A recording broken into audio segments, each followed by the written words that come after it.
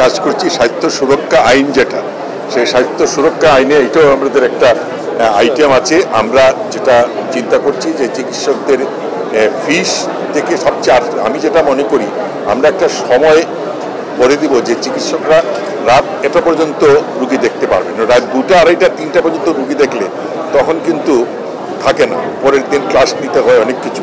তা আমরা এটা নিয়ে, আমি তো একা না, আমার সঙ্গে যারা আছেন সবাইকে মিলে আমরা এরকম একটা পদক্ষেপে যাচ্ছি এবং সেখানে এই ফিসের কথাটাও আলাপ হবে, যেটা আমরা ওই স্বাস্থ্য সুরক্ষা আইনের মাধ্যমে আমরা এটা করব। হাসপাতালে যেগুলো হয় সেগুলো অবশ্যই হাসপাতালে করতে হবে, এটা আমি নির্দেশনা দিচ্ছি আর দিয়েছি এবং ভবিষ্যতেও দিব। যে সমস্ত পরীক্ষা হাসপাতালে হবে সেগুলো হাসপাতালেই হবে, যে সমস্ত পরীক্ষা হাসপাতালে হয় সেগুলো কেউ বাইরে লিখতে পারবে না। হাসপাতাল টোটালি বন্ধ করে দেওয়ার আমি পক্ষে না, যে সারা দেশে সব হাসপাতাল বন্ধ করে দিই।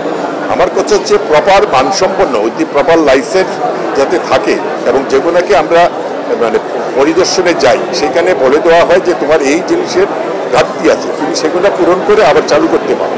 তো সুতরাং এটা আমি মনে করি এটা আমি কঠোর মনিটর হিসাবে করব।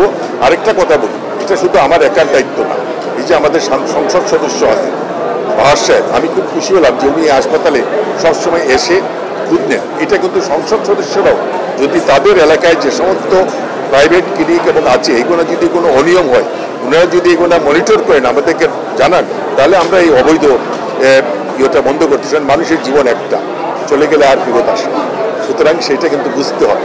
যার যায় সে জানে যে তার 100%। সুতরাং জীবন নিয়ে কোনো ছিনিমিনি খেলা আমি করতে দিই।